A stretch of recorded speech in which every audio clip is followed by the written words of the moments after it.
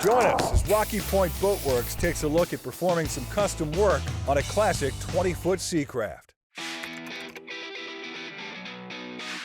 So recently here at Rocky Point Boatworks, we got a phone call from a friend of mine. He's looking to do a dash panel on his old Seacraft restoration. So happens, he happens to be a producer of the show Project Dreamboat. So super happy to go help him, so I slid on over, take a look at the project. I'm kind of impressed on how far these guys have made it, you know, between working full-time jobs and whatnot. And after talking with Chris and his dad, Randy, I really realized how special the boat is to them and how much work and time they've put into this. So I'm super excited to do this, and I'm going to do my absolute best and bring out the best of what I can do for these guys to put this boat over the top.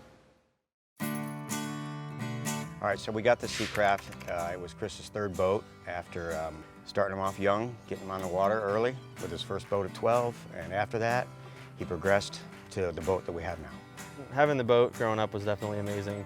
A lot of good memories, and the Seacraft, I fished it really hard in high school for a couple of years, and even with all that knowledge and expertise in the water, things happen.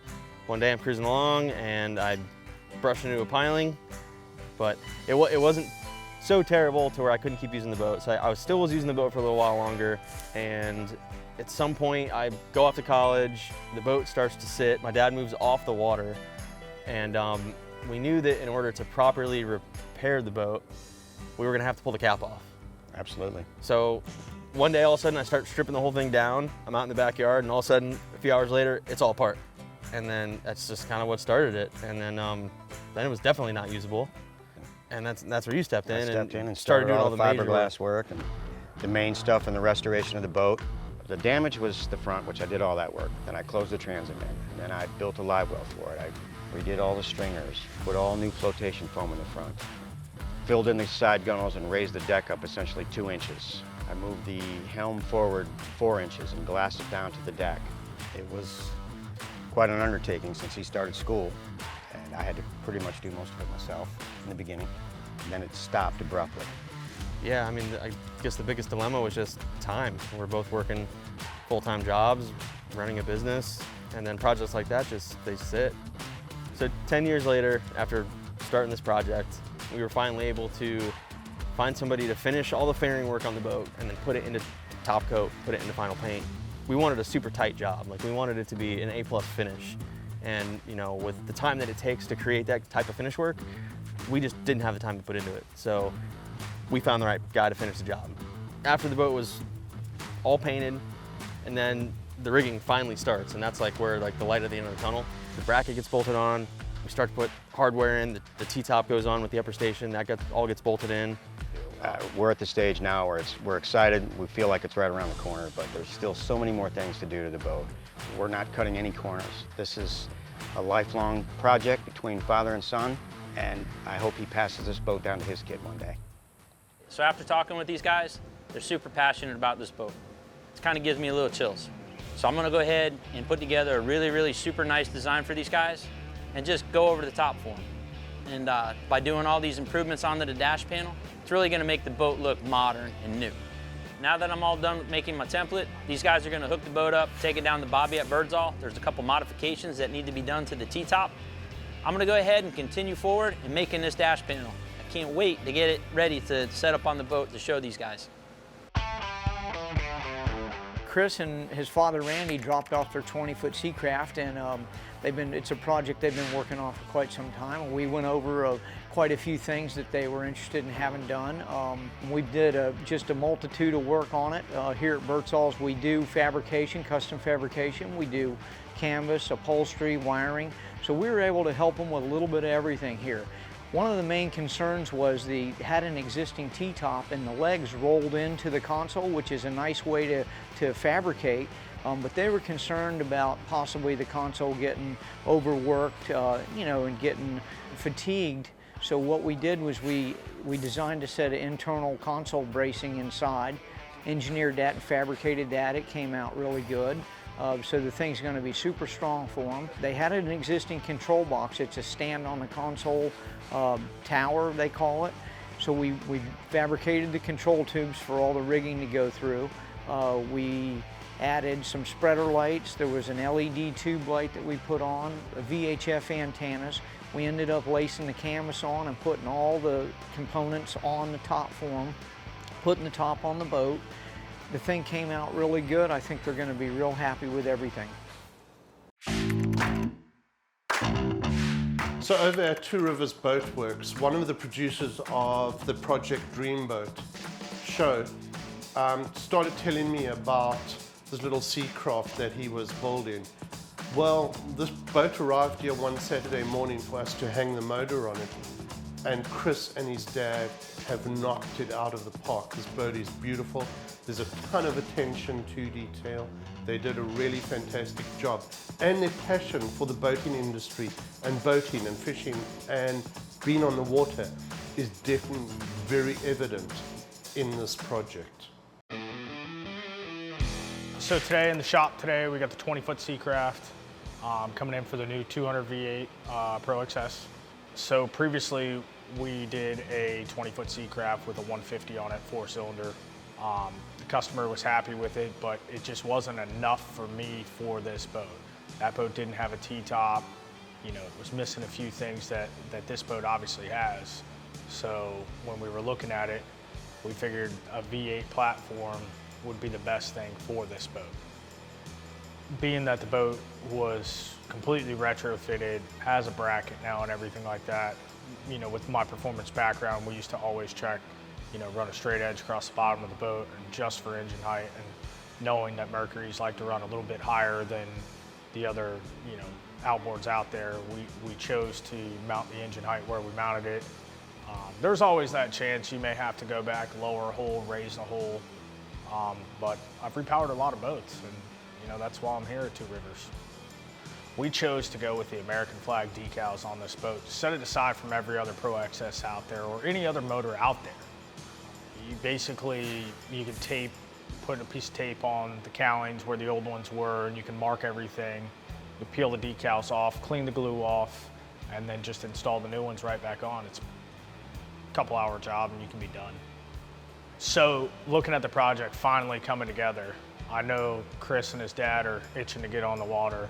We love it. We can't wait to get the boat on the water, see how it floats, see how it looks, see how it runs. So here at Rocky Point Boat Works, we're working on this tricked out 20-foot Seacraft. The owner, Chris, and I had talked about this panel, and he wants to go over the top. So we went ahead and make our template, and we're back at the shop, and we're gonna go ahead and start this long fabrication process. A lot of you out there are probably going to these boat shows and realizing all these boats are having flush-mounted electronics, making it look like a seamless piece of black plexi or glass, so to speak. It looks real modern, sleek, it's a good look. So we're gonna take you through a couple steps on how to do that. So we're using 1/2-inch black acrylic to do this project. We draw our template out on the piece we cut out of the acrylic. And at this point, we're gonna go ahead and put some guides on there and use our router table. The customer has a 12-inch Simrad, and after talking about location of it on the panel, we went ahead and started mapping out where we're gonna put it. It's crucial to have the unit when you're doing this type of installation because we want the smallest gap possible to make this unit look seamless in the acrylic. Once that's determined, we went ahead and drew out our cutout. We popped a couple holes in each corner. We're gonna use the jigsaw, cut that piece out, and then move on from there. Now that we got our piece roughed out with the jigsaw, we're moving on to the router. This is very crucial at this point because our gap between the unit and the acrylic has got to be dead on. We're talking thousandths of an inch. To make my hole straight and square, I use pieces of acrylic that I have machined out, and I go ahead and use a double-sided tape to adhere them to the material.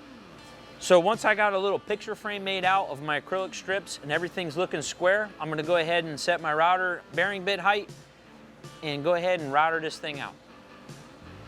Now we got to get our mounting depth so that the glass of the unit is even with our acrylic. Doing this, we're going to use a rabbit bit.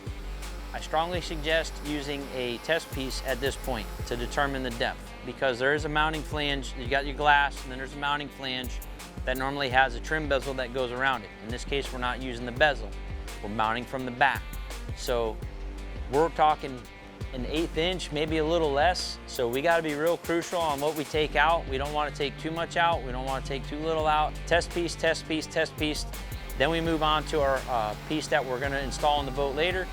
when you're taking out all this material from the back side of the piece of acrylic, I don't recommend taking a whole lot out. Being that we're doing such a fine line, we don't want to risk cracking this panel at this point. It would just be terrible. So take your time, take a little material out at a time to get to your goal of the proper depth. Once everything's routed out and we're happy, we're gonna go ahead and take the Simrad unit, pop it in there, and make sure that our fitment is good and the depth is correct. I was really happy with the fitment, so we're gonna move on from here. Part of this layout that we have determined is the stereo and the trim tab switch, and he wants it back mounted. Well, these items aren't normally back mounted, so I gotta make templates in order to get my cutout correctly to set it up for the back mount. I used the bezel from the radio in order to make my template because the bezel fits around the unit pretty snug and tight, and that's kind of how I'm envisioning this thing being flush mounted. I was making a template for the radio. There's a little extra material on there, so I went ahead and I used the trim tab. Now this doesn't have a mounting bezel, so I had to do a rough trace, do a couple measurements, and I had a hand router this to make it look right. Lucky for me, I nailed it on the first attempt. So now we're moving on to the switch panel. And now that I have the laser, it enables me to do a lot of other things. This panel, we're backlighting. So we're using some engraving stock and we're doing everything from the back side so that you can put some LED lights back there, RGB lighting, change the colors, and it makes it look totally trick at night. And just looks awesome at the dock, man, if you want to show off to friends. So after everything's all done, final fit, the laser engraving's done, everything's looking good, I'm gonna go ahead and load this up in the truck and bring it on over to Randy and Chris, and I'm praying that they're super happy with what I built for them. As I walk up to the boat with my panel, I realize these guys have been busting their humps. Two Rivers Boat Works has got the motor hung, and this boat's looking ready to run. They're waiting on me. So I'm excited to put my piece of the puzzle onto this boat so we can move on from there. Once I slid this panel in place, Randy's got to be excited, man. I mean, the hard work he's put in, him and Chris, it's like our two visions just came together, man. I mean, this thing is just over the top. I don't have words to really describe it. I got a lot of hours in this dash, and at this point, it's a very happy moment for me because I get to wave goodbye. Super happy that this part of the project is over. Last time I saw Chris and Randy Seacraft, I was dropping off the panel. They still had a lot to do. Heard through the grapevine that she's done, and lo and behold, I got a phone call. And they want to take it out for a night of fishing and, you know, testing things out and stuff, and they asked me to go along. And to actually see it come together like this, I'm super happy for them, and you can tell these guys are just super stoked to get out on the water. As a producer of Project Dreamboat, I get to spend a lot of time on really custom boats, and it was killing me not to have my own custom boat, and to be back out in the water, it's a really good feeling. We were definitely going with a super yacht quality finish, from the all-craft paint inside and out, the Taco stainless rub rail, all the stainless hardware on the boat, some of the piping work from Birdsall Marine. I mean, the boat it's very, very classy. It's top-notch. So when we first started designing this boat, I'm an old school cabinet maker and I love working with wood, so I had to have a little bit of teak. It started off with a live well, and it went to the dashboard, and then it kind of morphed into the stereo system around the front. It definitely takes the boat to the next level. It's really cool. First thing everybody compliments on. We met with Vic Gretto, and he designed a really awesome diamond stitch pattern, matched with some ideas that my dad had, and it really matches well with the teak. It looks really good. Obviously, one of the central points on this boat is that teak dash with the black acrylic panel, with everything flush mounted. Dave killed it. Definitely one of those things that set this boat over the top. From the get-go, one of the big parts of this project was having an upper station. It's the best part of the boat. I mean, you get up there and your visibility is extended so far, and it just feels like a different boat. And running from up there is really cool. Obviously, since we took this boat apart a decade ago, technology has changed phenomenally. And, you know, going from an old carbureted 2-stroke to this new 4-stroke V8 on the back of this boat, really excited to see how I was going to perform and hammer down the throttle, and it jumps out of the hole. There's more than enough power for this boat. This boat really is an entirely different boat. I mean, it still has that great Seacraft ride that we fell in love with, but the maneuverability, the handling, the speed that the new layout with the bracket and this new engine has given this boat, it's a whole other animal. It's a lot of fun to drive, and being up in that tower, it's exhilarating. So the boat performed really good. I was really excited how this motor was working, but all that love aside, it's getting dark, and Chris promised me a fishing trip. So after Chris loaded up the live well, right away I pointed out to Dave that the live well is constructed in such a way where the fish want to swim right into the water flow, which is really helpful for the fish to stay alive and survive pounding waves and getting out to the lands where we have to fish. My dad had the idea of adding a tackle center in the side of the console. There's a lot of open space in there. And I called up Boat Outfitters, and they got to the drawing board and they made a huge tackle center with like a dozen different trays where I could have all my offshore gear, all my inshore gear right there whenever I need it, pop open the hatch, rig it up. It's very convenient. So as much as I love inshore fishing, being offshore is really where my heart is at. So a big part of this build was having a nice set of outriggers. So I reached out to Taco.